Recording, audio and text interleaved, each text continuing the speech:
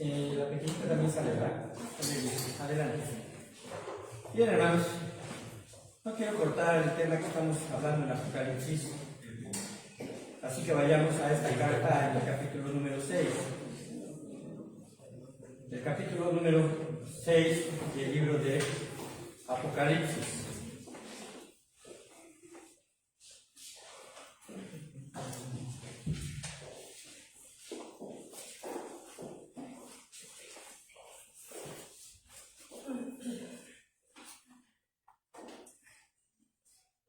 Nosotros estamos a veces inmersos en una cultura que no sé si a ustedes les pasó, pero a mí me pasó de chico, ¿verdad? No es una cultura que lea mucho. De hecho, a México no se le cataloga como un país lector. Pero si algo, ¿verdad?, sucedió en mi vida con respecto a la palabra de Dios, es que conforme empecé a leer las Escrituras, siempre fue una situación que me apasionaba cada vez más, porque en realidad, hermanos, la palabra de Dios tiene mucho que decir. Es tan vasta, tan aplicable a nuestras vidas, pero también interesante en el sentido profético. Ya hemos hablado de que el Apocalipsis es el libro profético del Nuevo Testamento, aunque también se habla de profecía en los Evangelios. Y cada vez que nos adentramos en el Apocalipsis, a veces parece ser un libro demasiado complicado. Y el analizarlo precisamente es parte de la tarea de, como pastor, ¿verdad?, debemos de tener los pastores con la congregación. Porque el Apocalipsis en realidad, hermanos, precisamente marca lo que sucederá en el fin de los tiempos. En nuestro vocabulario empezaron a aparecer palabras un poco raras, ¿no? Como precisamente hablando de las últimas cosas, la escatología. Yo no leí escatología hasta que en realidad pues me inmiscuí en la cuestión precisamente de la vida cristiana y del aprender. Y hay algunas otras palabras, ¿no?, que nos hablan acerca de la doctrina de la salvación y que aparecen un poco rebuscadas, pero en realidad ese es su significado. La neumatología, por ejemplo, pues habla acerca de ¿qué? El Espíritu Santo. Entonces, son palabras que poco a poco vamos a ir aprendiendo.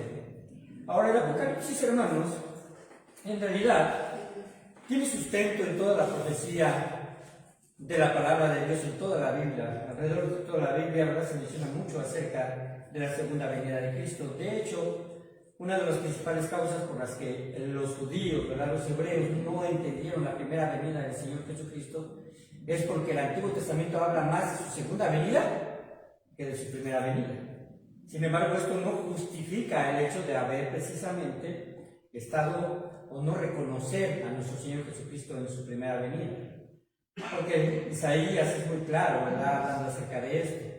La palabra de Dios nos marca precisamente de su primera venida como el Mesías prometido, pero la segunda venida nos habla acerca del Rey glorioso, el juez justo, el cual impartirá justicia en toda la tierra. Hemos estudiado ya los primeros 5 capítulos, y el capítulo 5, ¿verdad?, solamente para retomar, nos habló acerca del Cordero como, vamos a decir, el personaje central que reconocemos en el Cordero a Jesucristo, como el único digno de abrir y desatar los sellos.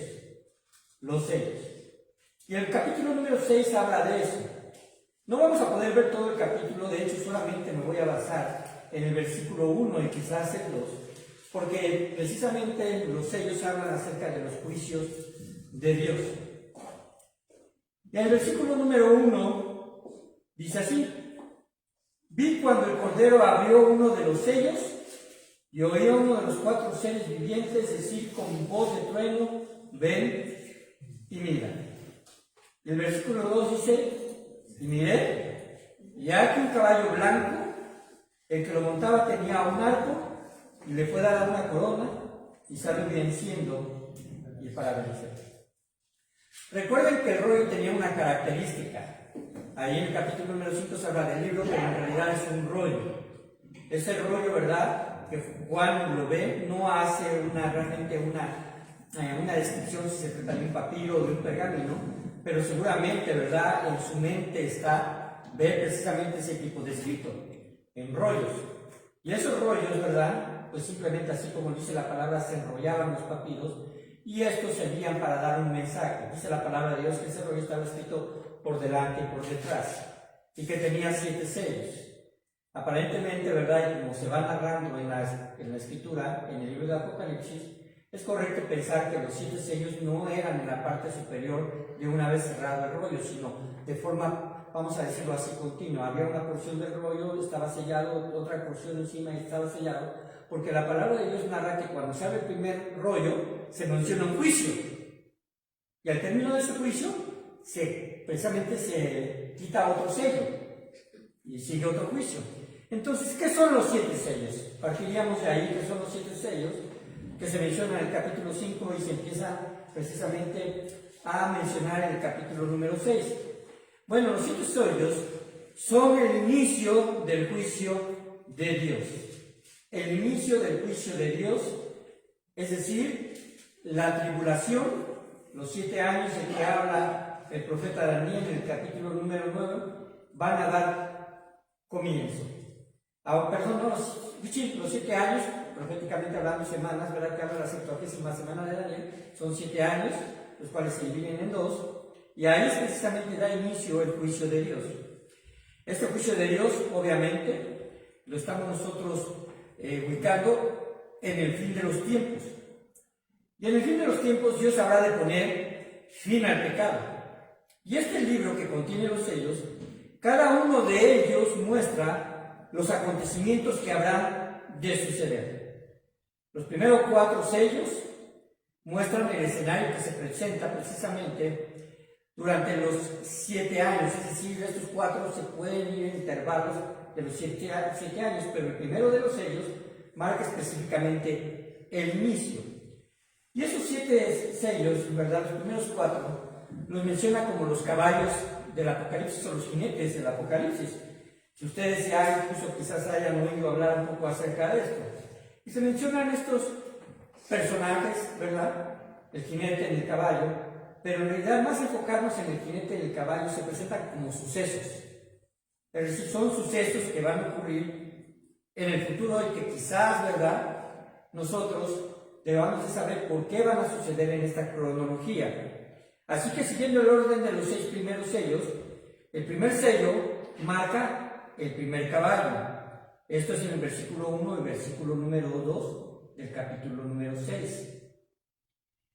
El segundo sello es en el versículo 3 y 4. Solamente para mencionarlo, dice el versículo 3 y 4, cuando abrió el segundo sello, oía al segundo ser viviente que decía, ven y mira. Y salió otro caballo, y van cambiando precisamente de color en el sentido, ¿verdad?, del caballo, un caballo bermejo, y al que lo montaba le fue dado poder de quitar de la tierra la paz, y que se le matasen unos a otros, y se le dio una gran espada. El tercer caballo, o el tercer jinete, es el versículo 5 y 6. El tercer caballo dice, cuando abrió el tercer sello, oía al tercer viviente que le decía, ven y mira, y miré, y un caballo negro, y el que lo montaba tenía una balanza en la mano, y una voz de en medio de los 4 seres vivientes que decía, 2 libros de trigo por un denario, y 6 libras de cebada por un denario, pero no dañes el aceite ni el vino. El cuarto sello habla acerca del cuarto caballo en el versículo 7 y el versículo número 8. Cuando abrió el cuarto sello, oí la voz del cuarto ser viviente que decía, ven y mira. Miré, y aquí un caballo amarillo, y el que lo montaba tenía por nombre muerte, y el Hades le seguía y le fue dada potestad sobre la 4ª parte de la tierra, para matar con espada, con hambre, con mortandad y con las fieras de la tierra. Hasta ahí vamos con el cuarto sello. El quinto sello, precisamente, nos menciona en el versículo precisamente del 9 al 11. Cuando abrió el quinto sello, vi bajo el altar las almas de los que habían sido muertos. Aquí da un giro con respecto a acontecimientos. El quinto sello precisamente nos está hablando acerca de los mártires, los mártires de Cristo, los mártires de la fe. Así que el quinto sello, vuelvo a leer el versículo 9, dice que cuando abrió el quinto sello vi bajo el altar las almas de los que habían sido muertos por causa de la palabra de Dios y por el testimonio que tenían, y clamaban a gran voz diciendo, ¿hasta cuándo, Señor, santo y verdadero, no juzgas y vengas nuestra sangre en los que moran en la tierra? Y se les dieron vestiduras blancas, se les dijo que descansasen todavía un poco de tiempo, hasta que se completara el número de sus consiervos y sus hermanos, que también habían de ser muertos como ellos. Solamente una anotación con estos versículos, porque vamos a estar estudiando cada uno de los sellos, ¿verdad? De forma aparte, quizás abarcando dos en algunos momentos. Pero aquí habla de los mártires, no los mártires del pasado, sino los mártires de la gran tribulación, los que han de ser salvos durante el periodo de estos 7 años. Porque la iglesia, recuerden, y eso hay que tenerlo en mente cuando estudiamos precisamente el Apocalipsis, la iglesia ya para este momento ha sido arrebatada, es decir, ya ha sido llevada con el Señor. El sexto sello nos habla de algunos disturbios de orden cósmico, y es precisamente del versículo 12 al 17. Miré cuando abrí el sexto sello, y aquí hubo un gran terremoto, y el sol se puso negro como tela de silicio, y la luna se volvió toda como sangre, y las estrellas del cielo cayeron sobre la tierra, como la higuera deja caer sus higos cuando es sacudida por un fuerte viento. Versículo 14. Y el cielo se desvaneció como un pergamino que se enrolla, y todo monte y toda la isla se removió de su lugar. Y los reyes de la tierra, y los grandes, los ricos, los capitanes, los poderosos, y todo siervo y todo libre se escondieron en las cuevas y entre las peñas de los montes. Y decían a los montes y a las peñas: caed sobre nosotros y escondernos del rostro de aquel que está sentado sobre el trono y de la ira del Cordero. Y el versículo 17, ¿cómo dice? Por favor, lean. Porque el gran día de su ira ha llegado, y ¿quién podrá sostenerse en pie? Ok, al cierre del sexto sello, después de estos disturbios cósmicos que van a aparecer como parte del juicio de Dios, viene precisamente el día de la ira de Dios. Y es cuando, si ustedes se dan cuenta, acabamos en el sello número 6, falta todavía el sello número 7. Porque el sello número 7 va a dar paso a otros eventos de juicio, que son las 7 trompetas. Y en la última trompeta se va a dar también otra serie de eventos, cada vez van a ir más en aumento, cada vez van a ser de juicios más tremendos. Y en la séptima trompeta se abrirá las copas de la ira de Dios, marcando el final de la gran tribulación. Así que esto lo vamos a ir entendiendo poco a poco, porque el capítulo número 7, ustedes, como lo pueden observar, no está mencionando el séptimo sello, sino se brinca hasta el capítulo número 8, versículo número 1.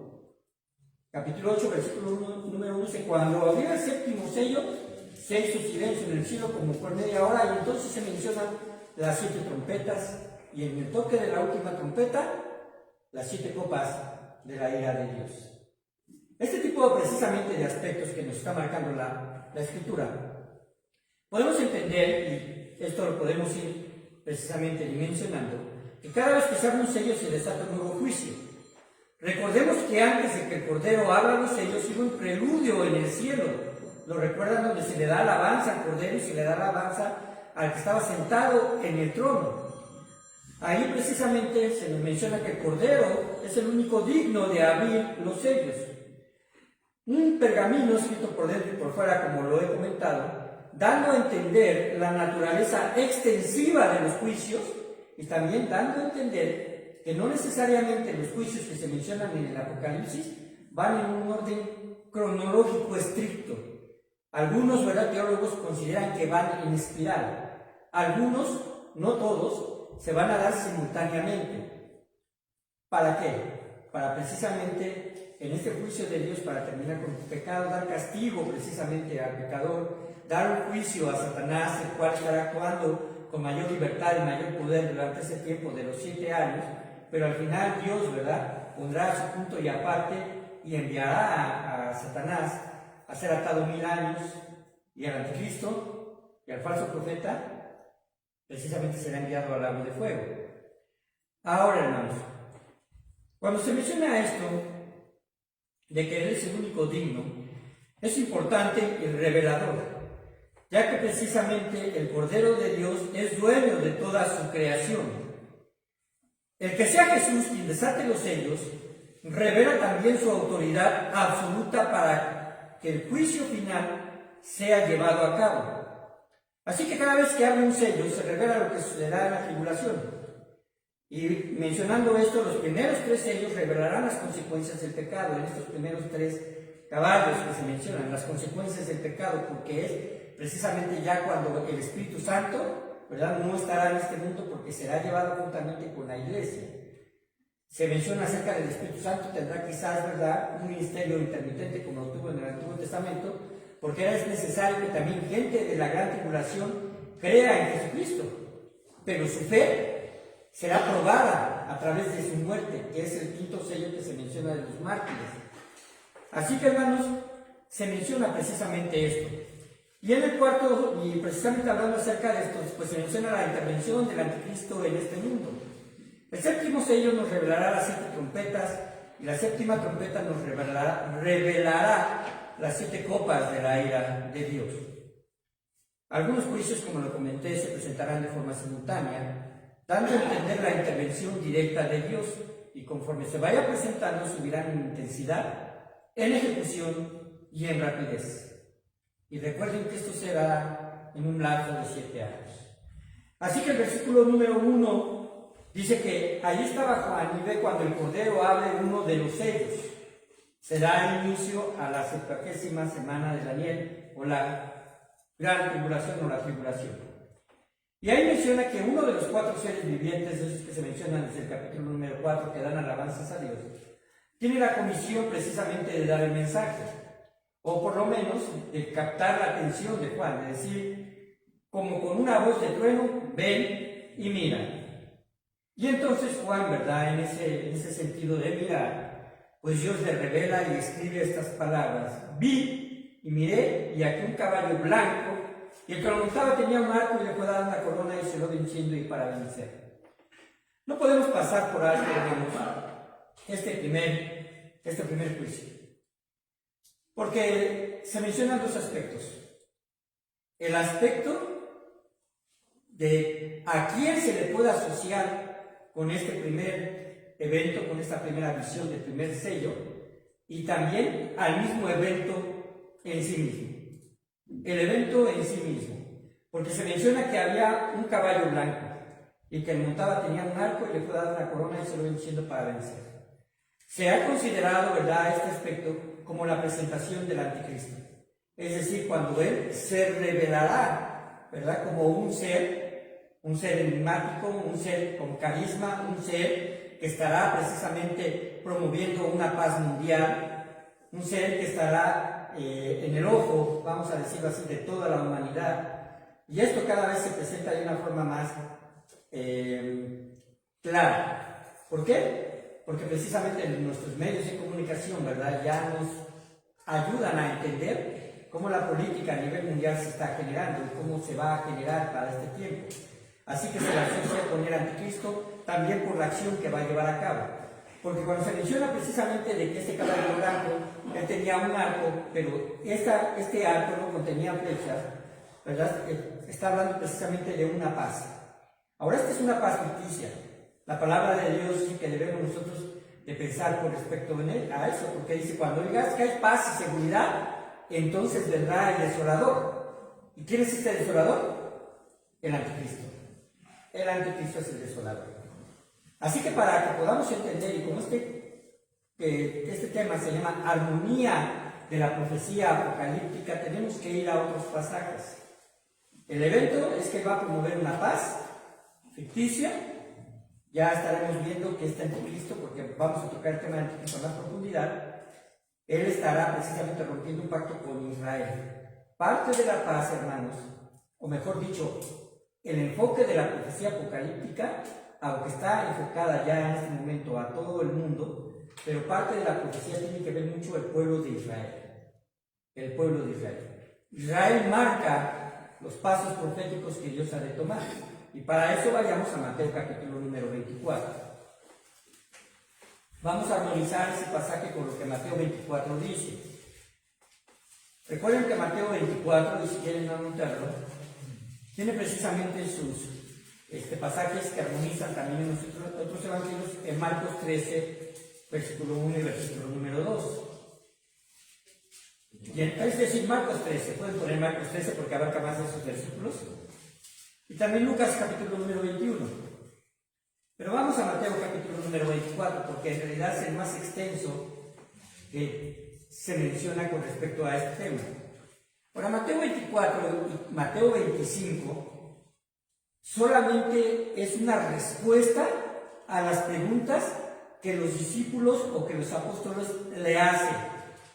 Es decir, es la respuesta más extensa que se encuentra en los evangelios en cuanto a un tema en específico. Esto denota la relevancia del tema. Así que no podemos pasar lo que dice con respecto a esto. Dice el versículo número 1, cuando Jesús salió del templo. Es más, voy a leer, tienen ahí el capítulo 23, ¿no? No se tienen que ir a otra página. Si aparece en su página, el versículo 37 del capítulo 23, ¿lo tiene? Dice, ¿cómo dice así? Jerusalén, Jerusalén, que matas a los profetas y apedreas a los que te son enviados. ¿Cuántas veces quise juntar a tus hijos, como la gallina junta sus polluelos debajo de las alas, y no quisiste? Y aquí viene una profecía también. He aquí vuestra casa os es dejada desierta. ¿Cuál casa? Jerusalén. Y dice, porque os digo que desde ahora no me veréis, hasta que digáis, bendito el que viene en el nombre del Señor. Ahí hace referencia a su muerte. Los israelitas no le verán más hasta que se aparezca, como dice en Apocalipsis número 1, y verán a qué traspasar. Y entonces dice que Jesús salió del templo, y estamos hablando de las últimas horas de nuestro Señor, sale del templo y se iba. Y entonces sus discípulos se acercaron para mostrarle los edificios del templo.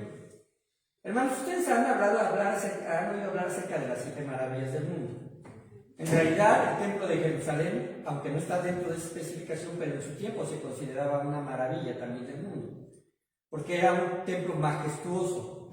Es más, estaba anunciado más allá de lo que también Salomón hizo en un momento dado con el primer templo, porque el primer templo fue destruido. Este segundo templo fue reconstruido en la época de Esdras y de Nehemías.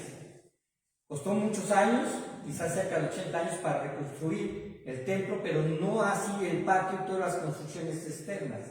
Las construcciones externas y el patio, los salones de los sacerdotes, los salones de las mujeres, los salones de los sacrificios, los salones de los elementos para el sacrificio, como precisamente la leña, estaban por separado en algunos ángulos de ese gran patio. Y ese gran patio, pues no es como ahora, ¿verdad? Queremos hacer un patio en un monte, pues simplemente se quita tierra, se pone a nivel, no se hacía así. Abajo de ese gran patio precisamente había grandes cavidades que estaban sostenidas por arcos, y todavía existen parte de esas cavidades solamente como vestigio, porque el patio en sí mismo ya no existe, y estaba circundado precisamente por esos grandes muros, uno de los cuales pues todavía existe, como se conoce el muro de los lamentos. Es el único vestigio que hay precisamente de ese templo de ese entonces de nuestro Señor Jesucristo. Pero era una cosa esplendorosa. Contenía precisamente una pequeña asta, o vamos a decirlo así, un gran pilar que sostenía una luz central para alumbrar durante la noche. Así que, hermanos, ese era precisamente lo que les quería mostrar los discípulos a Jesús. Los edificios del templo estaban orgullosísimos. Y el versículo 12 del capítulo 24 de Mateo dice que respondiendo Jesús dijo, ¿veis todo esto? De cierto os digo que no quedará aquí piedra sobre piedra que no sea derribada. Esto es una profecía, ¿verdad?, de nuestro Señor Jesucristo, que si lo podemos ver desde el punto de vista que estaban precisamente los judíos, sus discípulos, pues es una profecía devastadora. Porque lo que más ellos estaban orgullosos, que era su templo, que había perdido en realidad, ¿verdad?, el enfoque correcto con respecto a lo que era y lo que representaba, porque se había hecho ya una cueva de ladrones. Y eso, cuando se menciona que Jesucristo quita, ¿verdad?, a los mercaderes, se están hablando de los mercaderes que estaban en el patio, porque ellos no podían ir hasta los lugares santos y santísimos, ni el atrio principal del templo, sino el patio exterior. Así que, hermanos, dice la palabra de Dios que Jesús les dice que no va a quedar piedra sobre piedra que no sea derribada.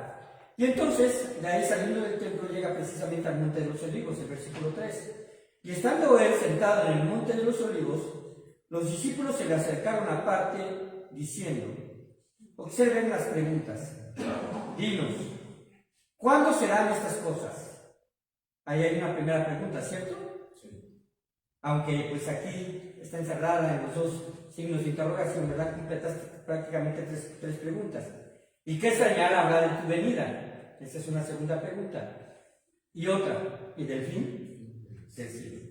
En realidad es una pregunta que abarca tres aspectos temáticos.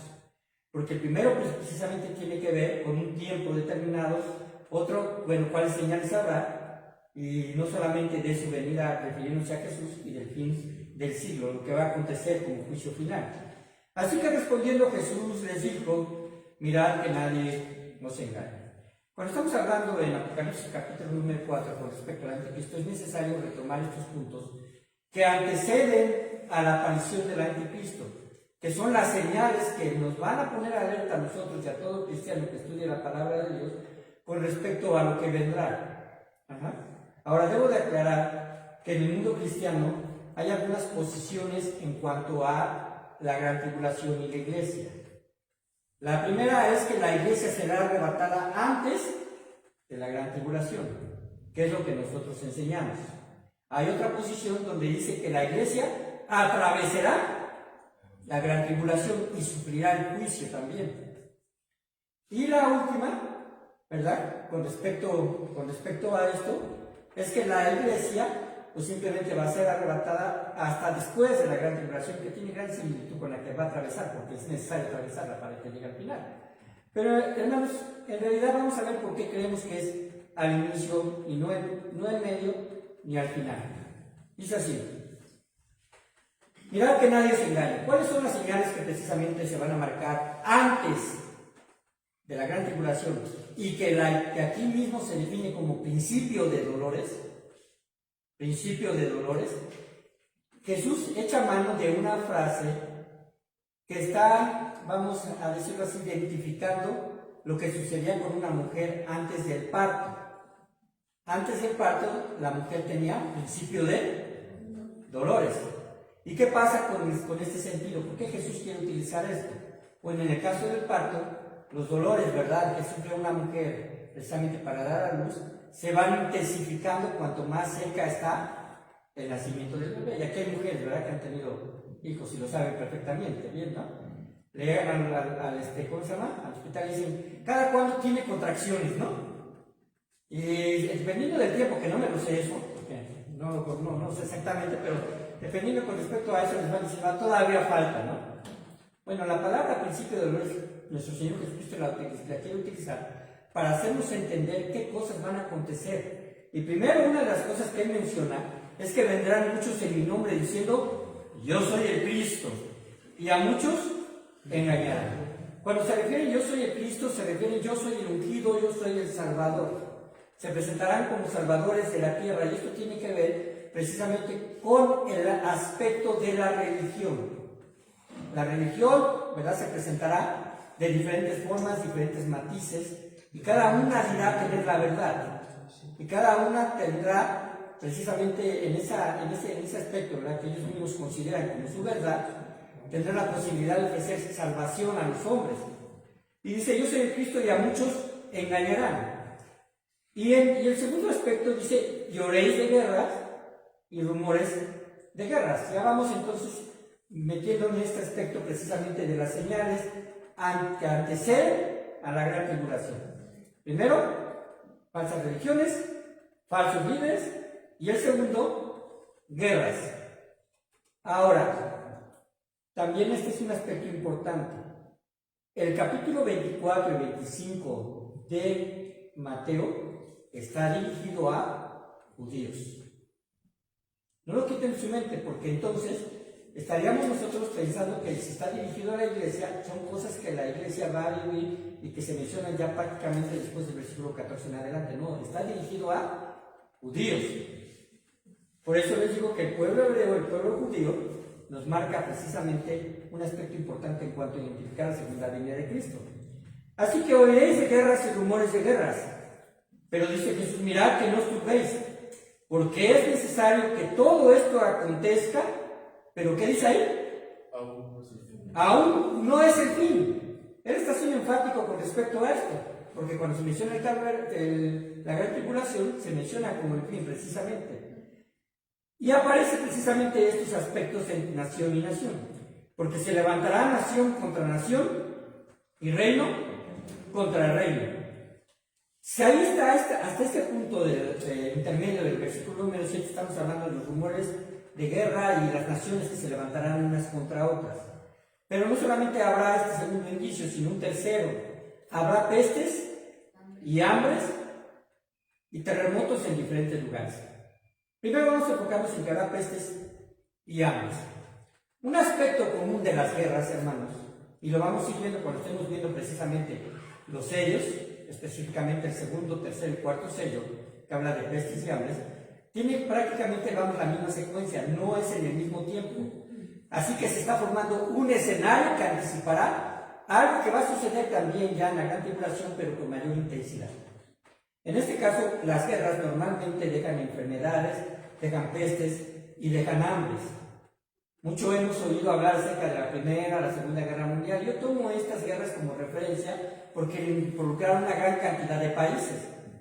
Pero normalmente, ¿verdad?, cuando vemos las películas o leemos la historia, se mencionan los sucesos que están durante la guerra o al inicio de la guerra, pero lo que pasa después de la guerra no se menciona. Por ejemplo, niños huérfanos, por ejemplo, en naciones que se encuentran con escasez de varones porque murieron la gran mayoría en la guerra, hogares, ¿verdad?, que han sido divididos, matrimonios que jamás se vuelven a ver, ¿verdad?, personas que quedan incapacitadas y todo esto, y genera hambruna y genera enfermedad. ¿Por qué es lógico que genere esto? Porque también escasean precisamente los medicamentos. Y esto es lo que precisamente está incluso sucediendo en nuestra época actual, en los lugares donde no tienen la capacidad para que esto llegue. Y entonces el versículo número 8, ¿qué dice? Léalo, por favor. Y todo esto será principio de dolores. Y todo esto será principio de dolores. Del versículo 5 al 8 son sucesos que la iglesia va a identificar y que puede llegar a vivir, pero va a identificar como la cercanía de la segunda venida de nuestro Señor Jesucristo. Porque a partir del versículo 9 dice así: entonces os entregarán a tribulación y os matarán, y seréis aborrecidos de todas las gentes por causa de mi nombre. Estos son periodos de transición. Dice el versículo número 10: muchos tropezarán entonces y se entregarán unos a otros, y unos a otros se aborrecerán. ¿Se entregarán a qué? Obviamente a la persecución. La gente que tenga fe va a ser puesta a prueba. La verdad es que la Biblia, en este sentido, no marca periodos exactos en donde dice, bueno, esto se acaba en esta fecha y al día siguiente inmediatamente va a suceder esto. Es una situación transitoria, pero que sin lugar a dudas es definitiva y nos va a dar paso a entender lo que va a suceder en los próximos 7 años de la gran tribulación. Porque nuevamente el versículo número 11 dice: muchos falsos profetas se levantarán y engañarán a muchos. Y por haberse multiplicado la maldad, el amor de muchos se enfriará. Aquí estamos hablando del aspecto de aquellos que sufrirán durante la gran tribulación. La maldad se multiplicará. En ocasiones pensamos que ya no podría aumentar la maldad en nuestro mundo, ¿no? Me parece ser que los aspectos, ¿verdad?, donde se expresó la maldad muy fuerte pudo haber sido quizás, ¿verdad?, y en los campos de concentración, puede suceder en la esclavitud, puede suceder, ¿verdad?, en aquellas situaciones de índole racial, ¿verdad?, en los secuestros, pero en realidad la maldad va en aumento. Va en aumento. La verdad es increíble, ¿verdad?, ver cómo sucesos de nuestra época, quizás en el siglo pasado o antepasado, se hubieran visto como situaciones realmente sumamente aberrantes y extrañas, ¿no? Como el vender a los niños, como el explotarlos sexualmente, como el hecho de llegar a la crueldad, ¿verdad?, de exhibir cuerpos y dejarlos como precisamente referencias de la crueldad, como marca el terrorismo, ¿verdad? Situaciones de este tipo poco a poco van a ir mucho más allá. Y entonces el versículo 13 dice más, el que persevera hasta el fin, este será salvo. Refiriéndose a los mártires o a los creyentes de la gran tribulación. Necesitan perseverar para probar su fe. 14. Y será predicado este evangelio del reino en todo el mundo para testimonio a todas las naciones. Algunos ya han oído precisamente parte de estas predicaciones, pero es necesario volverlo a confirmar. ¿Por qué? Porque parece ser precisamente un aspecto, ¿cómo lo puedo decir? Aquí nuestro Señor Jesucristo está mencionando algo de lo cual a veces echamos mano y decimos, bueno, todavía no viene el fin porque todavía no se ha predicado el mundo de todas las naciones. Hay aldeas, hay tribus, hay países donde el Evangelio no ha entrado. El Evangelio todavía no ha sido predicado, quizás en aquellas donde están totalmente aislados y donde el Evangelio no ha podido ser traducido incluso a su idioma, o donde no hay un misionero que hable el idioma natal, todavía no. Pero esto no va a ser impedimento para la segunda venida de Cristo. La segunda venida de Cristo puede ser tan inminente ahora como quizás en un mes o en un año o quizás más tiempo. Todo depende de Dios. Y vamos a notar en este pasaje que solamente la hora la sabe el Padre. Pero entonces, ¿qué será predicado? Porque entonces hay que tomar en cuenta lo que sigue después. Y entonces vendrá el fin, es decir, el día del juicio final. Durante la gran tribulación, hermanos, va a haber testimonio del Evangelio de Cristo.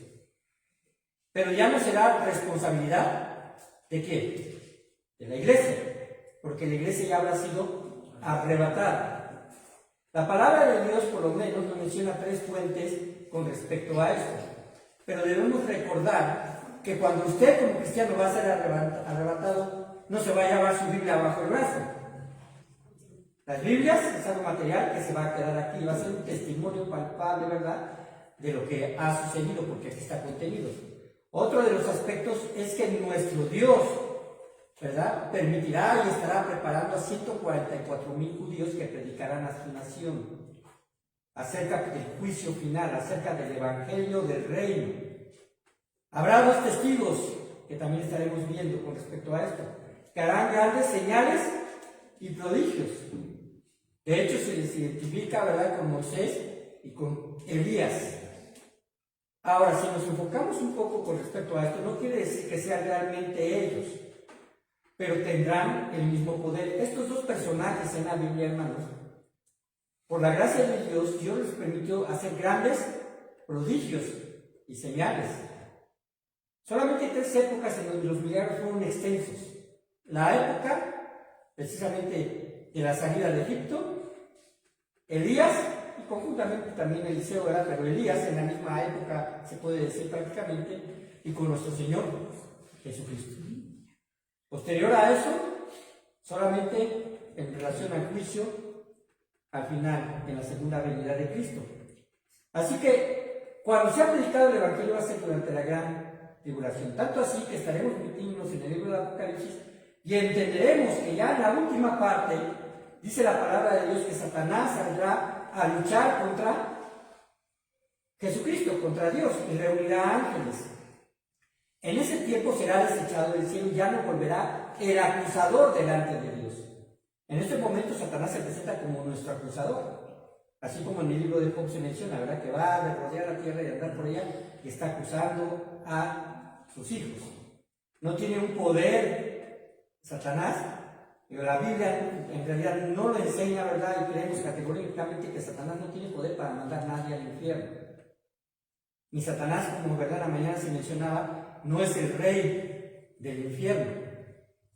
Esta posición, pues yo creo que tomó un poco más de forma, ¿verdad?, en la Divina Comedia, ahí con Dante, porque ahí se menciona con respecto a eso. Pero hermanos, precisamente estamos hablando de lo que va a suceder. Será predicado en el mundo para testimonio de naciones y entonces vendrá el fin. Y el versículo número 15 vuelve a retomar la plática con respecto a un personaje. Por tanto, cuando veáis en el lugar santo la abominación desoladora de que habló el profeta Daniel, el que lee, entienda. Y es que Daniel menciona las características personales del anticristo. Ahorita no lo vamos a ver, pero lo vamos a retomar. Pero ¿quién tiene que aparecer? La abominación. La abominación desoladora. Esta abominación desoladora es el anticristo. Ajá. De hecho dice el que le entienda. Entonces este aspecto como que nos está diciendo, necesitas verdad la iluminación de Dios, necesitas precisamente entender la profecía de Daniel para saber que se está refiriendo al anticristo. Ahora, pero también menciona un lugar, el lugar santo. Este lugar santo, ¿a qué se está refiriendo? Al templo. El lugar santo es el templo. ¿Actualmente hay templo? No. No hay templo en Jerusalén. El templo debe ser reconstruido en el mismo lugar donde se destruyó el segundo templo. Y ese lugar está ocupado por la religión musulmana. Ahí está una de las mezquitas más importantes, la cual se le conoce como la mezquita de la Roca. Para el momento en que el anticristo empiece a tener influencia sobre los reinos y sobre precisamente el generar paz, es muy probable, y esto solamente es un aspecto personal, pero es muy probable que llegue a un acuerdo entre el mundo islámico y el mundo judío para llegar a cabo y cedan el territorio a Jerusalén. Hoy por hoy, Jerusalén está tomando más fuerza política y militar. Está extendiendo su territorio cada vez más. ¿A través de qué? Bueno, a través precisamente de que primeramente lo atacaron, ¿verdad? Pero el pueblo de Israel en pocos años ha tenido precisamente este aspecto de crecimiento, porque la nación de Israel en territorio había dejado de existir, no tenían territorio después precisamente de que fue la deportación y regresan a Jerusalén, entran al Imperio Romano, ya no tienen poder para gobernar ellos mismos, hasta el año de 1948, cuando termina la Segunda Guerra Mundial. Parece ser, hermanos, que cuando vemos la Segunda Guerra Mundial desde un aspecto, vamos a decirlo así, muy aislado, y decimos, pues qué cruel es el hombre, que todo esto, podemos entender que Dios tiene control de todos los acontecimientos, porque eso dio pauta para que precisamente los demás países reconocieran a los judíos como nación.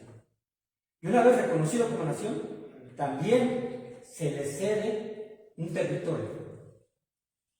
Y en la historia marca que el primero que ellos reconocieron un territorio en África y ellos no quisieron. Ellos querían regresar a lo que actualmente se conoce como Palestina, que significa tierra de filisteos. Pero querían regresar precisamente a Canaán, que es el nombre antiguo de su tierra.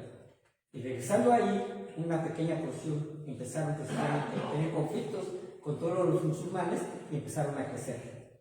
Y actualmente estamos viviendo eso, hermanos.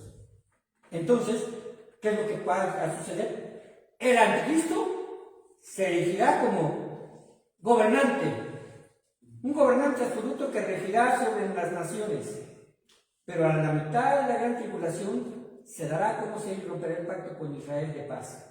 Y él estará gobernando, su sede será precisamente desde el templo, desde la nación santa de nuestro Dios.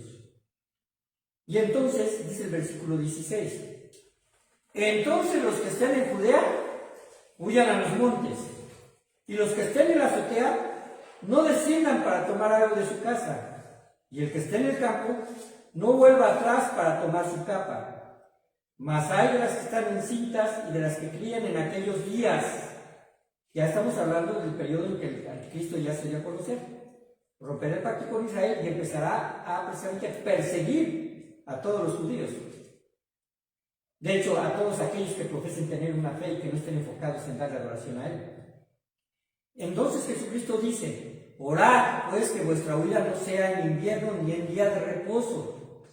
Porque habrá entonces, ¿qué? Gran tribulación. Ya estamos hablando de la segunda parte de estos 7 años, los 3 años y medio finales.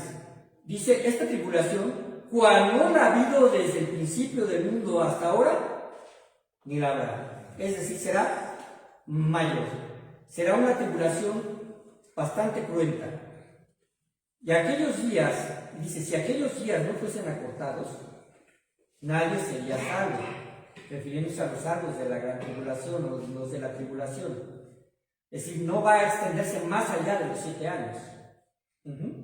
Mas por causa de los escogidos refiriéndose a ellos, aquellos días serán acortados.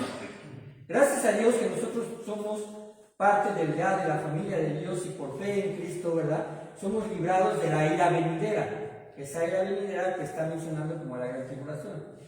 Entonces está hablando de los judíos y dice el versículo 23, entonces si algunos dijeren, mirad, aquí está el Cristo, o mirad, ahí está, no le creáis, porque se levantarán falsos cristos y falsos profetas y harán grandes señales y prodigios de tal manera que engañarán, si fuere posible, aún a los escogidos.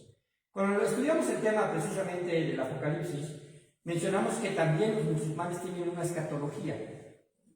Y en esa escatología se mencionan a un imán específicamente, el imán número 12. El imán es un personaje para ellos profético que se presentará como parte de su escatología. Y ese imán, ¿verdad? Precisamente se está mencionando como para ellos, el profeta del Islam. Y mencionarán que va a venir un Jesucristo, no nuestro Señor Jesucristo, pero un Jesucristo que el Islam, ¿verdad?, lo considera como un profeta, no como Dios. Su profecía en realidad, ¿verdad?, está desvirtuada, ¿verdad?, y está enfocada precisamente a que el mundo musulmán será el que gobernará. Así que, hermanos, cada religión tiene su propia escatología, no solamente ellos. Cada religión estará precisamente enfocándose en que quizás esos acontecimientos que son nefastos, esos acontecimientos que estarán sucediendo, ¿verdad?, quizás se los atribuyan a su propia escatología. Pero en realidad, la escatología bíblica es la escatología perfecta, exacta, porque nada se sale precisamente de ese aspecto. Y estos Cristos se levantarán y tratarán de engañar, si fuera posible, aún a los escogidos. Es decir, serán, vamos a decirlo así, podrán manipular a las gentes, ¿verdad?, de tal forma que la gente se vea seducido por ellos. Pero los escogidos de Dios, ¿verdad?, gracias a Dios, porque también Dios los va a cuidar, incluso dice que a los 144,000 los va a sellar. Y dice el versículo 25, ya os lo he dicho antes, así que si os dijeren, mirad, está en el desierto, no salgáis, o mirad, está en los aposentos, no lo creáis, porque como el relámpago que sale del oriente y se muestra hacia el occidente, así será también la venida del Hijo del Hombre. Porque donde quiera que estuviera el cuerpo muerto, ahí se juntarán las águilas. Esto está haciendo precisamente relevancia a la segunda etapa de nuestro Señor Jesucristo cuando venga, ¿verdad? Vamos a ponerlo así, está la gran tribulación, o está la tribulación 7 años, Jesucristo desciende, está en las nubes, según Tesalonicenses, ¿verdad?, con voz de un mando, con voz de trueno y con voz de arcángel, dice, se levantarán primeramente los que duermen en Cristo, los muertos en Cristo, ¿verdad?, y se irán primero, luego nosotros que quedamos estaremos con el Señor en el aire. Durante esos 7 años, ¿verdad?, sucederán cosas en el cielo y también en la tierra. Pero en su segunda venida Él bajará y pondrá sus pies precisamente en el monte de los olivos y se partirá. Será una manifestación visible de nuestro Señor Jesucristo. En este momento, ¿verdad?, precisamente es lo que se está mencionando. Va a venir también como relámpago de la noche. ¿Por qué viene? Viene a precisamente presentar juicio. Presentar juicio. Ahora, el versículo 28 no habla del arrebatamiento. Habla precisamente con respecto a donde quiera que estuviese el cuerpo muerto, ahí se juntarán las águilas. Habla del juicio. Es decir, los impíos van a ser exterminados. E inmediatamente exterminados en el sentido mortal, todavía no enviados al agua de fuego, eso sucederá hasta el juicio del gran trono blanco. E inmediatamente después de la tribulación de aquellos días, el sol se oscurecerá y la luna no dará su resplandor y las estrellas caerán del cielo y las potencias de los cielos serán conmovidas. Entonces aparecerá la señal del Hijo del Hombre en el cielo y entonces lamentarán todas las tribus de la tierra y verán al Hijo del Hombre viniendo sobre las nubes del cielo con poder y gran gloria. Vayamos a Apocalipsis 1. No pierdan este versículo.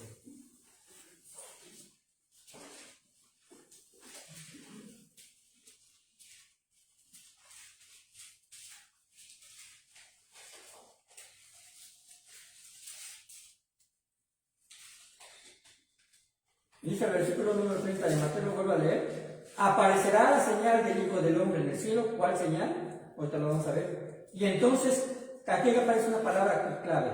Lamentarán todas las tribus de la tierra y verán al Hijo del Hombre, refiriéndose a nuestro Señor Jesucristo como Mesías, viniendo sobre las nubes del cielo con poder y gran gloria. ¿Y qué va a hacer? Enviará a sus ángeles con gran voz de trompeta y juntará sus escogidos a los cuatro del viento, desde un extremo del cielo hasta el otro. Ahora, observen cómo dice el versículo del capítulo 1 de Apocalipsis, versículo número 7. Léanlo, por favor. Y todo lo verán, y los que le traspasaron, y todos los linajes de la tierra harán lamentación por él. Sí, amén. Amén. ¿Por qué harán lamentación? ¿Por qué no se regocijarán? Por lo que sucedió precisamente allá en Isaías 53, cuando comienza, ¿verdad? ¿Quién ha creído nuestro anuncio? Y en realidad, cuando está mencionando ahí en Isaías 53, está haciendo una afirmación de no reconocimiento de parte del pueblo hebreo hacia él en su primera venida. Sobre quién se ha extendido el brazo de Jehová, y entonces dice aquí, ¿verdad?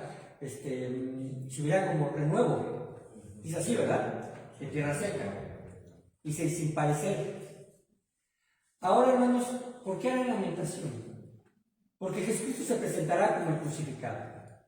Él no perdió sus señales de los orificios de sus muñecas, ni de sus pies, ni de su costado con un propósito, porque da testimonio en esa segunda venida, ya como juez, de que Él fue el Mesías prometido para su pueblo. Y su pueblo no le recibió. Entonces, más a los que lo recibieron, los que temen su nombre, les dio potestad de ser hechos hijos de Dios. Harán lamentación, porque entonces estarán precisamente reconociendo a aquel. En la última etapa de la gran tribulación, al final, se oscurecerá. Todos estos acontecimientos cósmicos, hermanos, salen de nuestra comprensión. Salen de nuestra comprensión. Y ya para terminar casi, dice el versículo 33. Vayamos al versículo 33 de Mateo 24.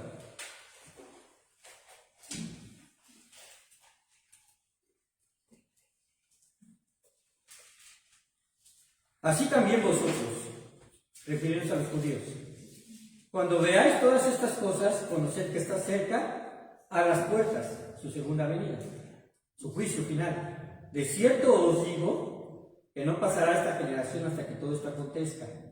Estos pasajes, hermanos, y la verdad también a mí me dio mucho, cuando empecé a leerlos alguna vez, bueno, esta generación se refiere a esa generación que estaba ahí, a la generación de los discípulos que estaban escuchando, no, se refiere a la generación que estará viviendo de eso. Esa generación, dice, hasta que todo esto acontezca. El cielo y la tierra pasarán, porque es lo que está sucediendo a través de estos eventos cósmicos. Va a ser un cielo nuevo y una tierra nueva. Pero mis palabras no pasarán. Son más firmes que precisamente lo mismo que nosotros podemos ver y experimentar en este universo. Pero el día y la hora nadie la sabe, ni aun los ángeles de los cielos, sino solo mi Padre.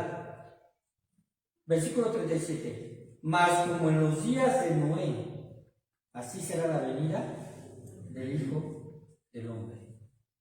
Porque como en los días antes del diluvio estaban comiendo y bebiendo, casándose y dándose en casamiento, hasta el día en que Noé entró en el arca, y no entendieron hasta que vino el diluvio y se los llevó a todos, así será también la venida del Hijo del Hombre.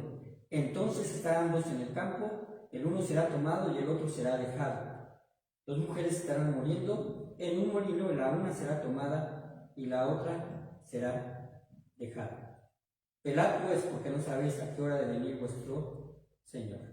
Estos versículos, hermanos, los que creen que la gran tribulación es al final, porque aquí ya vimos que ya es al final de la gran tribulación, lo toman como un punto de referencia del arrebatamiento, porque dice que uno será tomado y el otro será dejado, pero no habla de eso. Tenemos que tomar en referencia dos aspectos. Uno, dice como en los días de Noé. Esto nos da pauta para entender que los niños no serán arrebatados. ¿Por qué? Porque en los días de Noé, ¿a quiénes salvó? ¿Solamente a Noé? y a su familia. ¿Perecieron los niños en ese tiempo? Pereció todo el mundo. Las armas de esos niños le pertenecen a Dios y se fueron con Dios, porque Dios no se contradice al decir que los niños le pertenecen. Los niños de la gran tribulación morirán, pero le pertenecen al Señor. Es necesario que todos ellos mueran para también tener un cuerpo glorificado. ¿Pero qué entonces a qué se está refiriendo? Se está refiriendo que en esta última etapa de la gran tribulación, cuando venga el Señor, dice que escogerá, así como lo vimos, enviará a sus ángeles y apartará a sus escogidos. No dice arrebatará ni llevará. Dice apartará. ¿Por qué? Porque la gente salva de la gran tribulación, que no haya muerto durante el tiempo de la persecución, será conservada para vivir en el milenio.